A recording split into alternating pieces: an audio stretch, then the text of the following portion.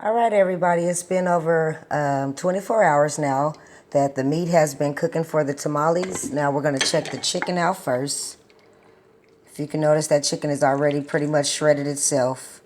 So what I'm going to do now is actually drain all of the juice. And then I'm going to add 1 can of cream of chicken, some more green chilies chopped up from a can, and then let's check the steak out. And just like the chicken, if you can notice, the roast is already pretty much shredded itself. So just like the chicken, I'm going to go ahead and drain this as well. Add some, well, actually, I don't even need to add any seasoning because this meat was pretty good when I tasted last night. Now, in the meanwhile, I have my masa already in one big bowl. Now, I used 2 pounds. I actually bought 3, but I'm going to save the other one just in case I run low. I've also have my corn husks, 2 packages inside 1 large bowl with water. And don't worry about if it doesn't reach the top, because in about 3 or 4 hours, I'm going to actually get these and flip them over. Okay. Now with the masa, I am going to add some kosher salt because I'm sure that this pre-made masa doesn't have any seasoning. Once I add my kosher salt all through the masa, I'm going to add half of my can of red chili sauce and then half of the can of the enchilada sauce. I'm going to mix that up together. You can use your hands or you can use one big mixing spoon. It's up to you. And once the husks are actually fully wet and they have that texture to them the way that they should be, where they're flimsy a little, because right now, if you can tell, they're still, well, they're actually getting soft now because they've been in here for a while. But when you first take them out, yeah, like right here, you see they're still hard and you can hear that crunch. So once we flip them and I'm going to get one big towel, and I'm going to actually place them inside and damp dry them. Okay, and then I'm going to start actually rolling. So we're going to go ahead and let our meat continue to stay on low until the masa is already fully texturized well with the enchilada sauce and the chili sauce. And then once our masa and our husk are actually ready to start rolling, then we'll get ready to start steaming, okay? So let's go ahead and start with the kosher salt here. Now, I'm going to actually just eyeball it. Now, I know you may think, oh, that's a lot, but you have to remember this is nothing but masa. So you need this to be all through here. It's like mashed potatoes, you know. You don't want to have too little, but you want to have just enough. So I'm going to go ahead and start mixing this with my hand now, just to make sure that I have that salt in there, okay? Then I'm going to go ahead with a little bit more and mix it again. And like I said, it's up to you if you want to use a big mixing spoon. I'm just going to go ahead with my hands now while I'm doing the video. And then I'll go back once I do the enchilada and red chili sauce. I'll go back and use one big mixing spoon, okay? So we're going to go ahead and let this sit for a little while. Let our husk continue to soak. And we'll be right back and we'll be ready to roll. All right, so if you noticed, I went ahead and added half a can of the red chili sauce and half a can of the mild red enchilada sauce with the kosher salt to my masa. This is what you want it to look like. It should have that nice red color to it. And it actually will take you a little bit of time just to make sure that it is mixed through thoroughly. So I'm going to go back through here one more time, but I just wanted to make sure that you guys can see what it should look like. And like I said, don't be afraid to use your hands. You know, this masa is, it's not going to be pretty when you're doing it. So, and I still have my husk over here soaking, and we're going to let them soak for about 4 or 5 more hours. Now, the rest of the enchilada sauce and the red chili sauce I placed in one big cup. I'm going to put a top on it and freeze it. And I'm going to use that for another time if I want to make red chili burritos or enchiladas. Now, for the steak, I didn't have any red chili crushed peppers at home, so I had one pack that I had left from some pizza. So what I'm going to do is just gently apply some of these red chilies to the tamales, to the beef tamales actually. And for the chicken tamales, I'm going to go ahead and add 1 can of cream of chicken. And when I come back, it'll be time to get these rolled up and we'll be ready to steam.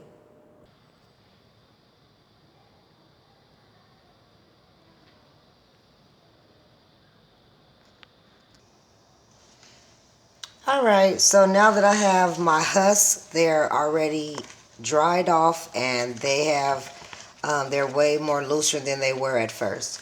So I'm going to show you guys how to get these rolled up. I'm going to you can use whatever you want as far as to spread it on. I'm going to use this small little spatula that I would actually spread cream cheese or frosting on. So I'm going to take a little bit and I'm going to put it all over the husk. You want to make sure that you have it from, not all the way from the top, but mostly maybe about 4 or 5 inches from the top and all the way to the bottom, okay? So once you actually have this spread all out, now you can choose as much masa or as little as you want.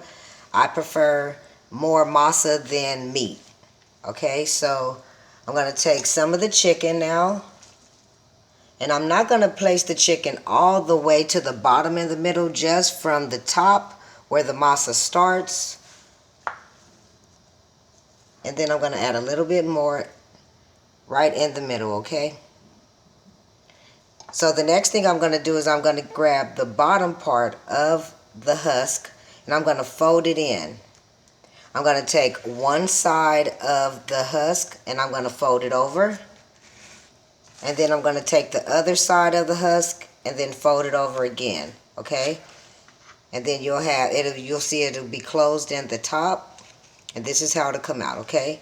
So I'm going to show you a couple more.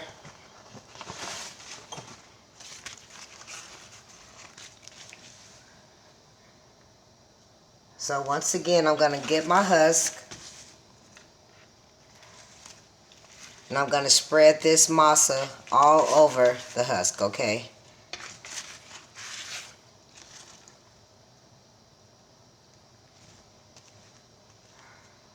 Now don't worry if your husk start falling over, just open it back up. Once you spread that masa on there, it's going to seal like paste anyway.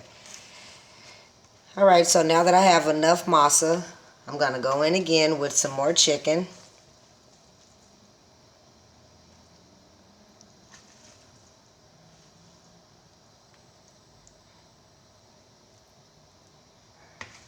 You can put as much chicken or steak, cheese, whatever you're making, whatever kind you're making. You can put as much ingredients in the middle as you want. You just want them to be able to seal, okay? So once again, I'm going to go take the bottom piece of my husk. I'm going to fold it in like so. I'm going to take one side of the husk and fold it over. The same way you'll do a burrito or egg roll shell. Then I'm going to take the other side and fold that over as well. If you have any extra masa that kind of sticks out when you fold it, that's fine. That masa is going to help it seal. So if you can see, this is what it's going to look like again, okay? So I'll show you guys a couple more. Now this is actually a smaller husk. You can actually, I'm going to show you a bigger one right quick. So you may have a husk that may be about this size, okay?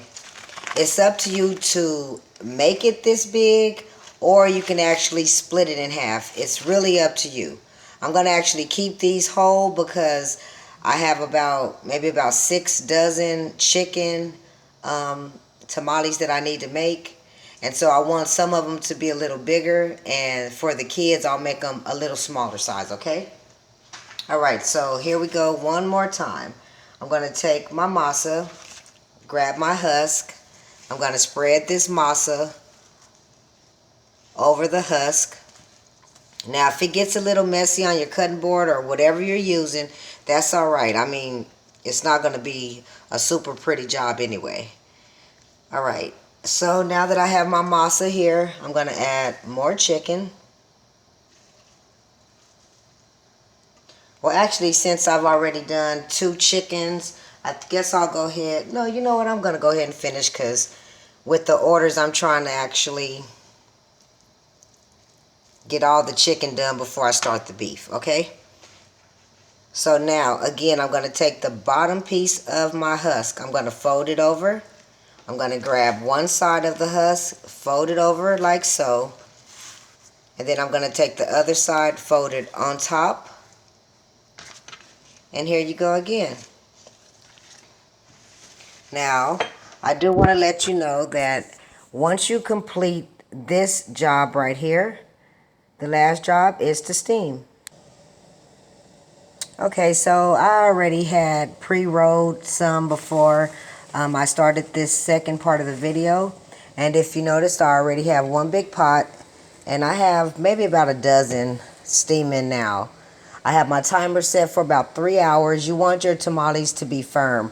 Once you can actually go in and touch and you'll see that they're real soft still. So you want them to have that firm texture to it. And again, what I did was grab one large pot. I had some rails that actually go to my big boss. I stuck them inside and then placed water just enough to cover the legs of the rail or the rack. And then I placed about a dozen on top.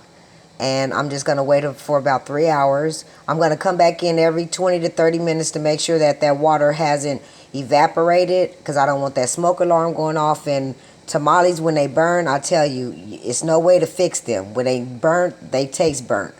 Okay, so once again, I have about 3, maybe about 2.5 dozen chicken tamales already rolled. I'm going to go in next with the steak and the cheese, and then we'll be back once these are done and ready to serve.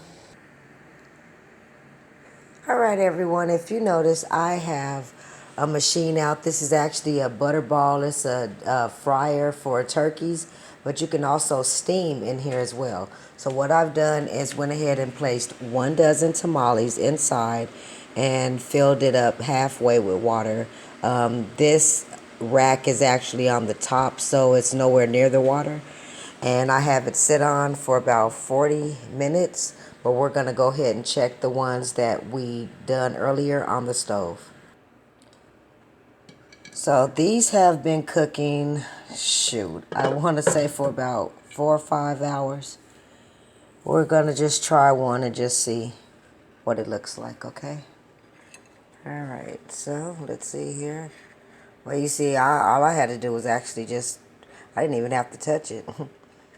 And it is all the way done. It is firm. The bread is done. Well, the masa. And these were actually the chicken tamales. So I'm going to turn that over so you can see. You want that texture to be real firm, okay? And it's up to you. It's your choice if you want to go ahead and put enchilada sauce and cheese on top of them, or just eat them regular like this. Hopefully you guys will try this yourself.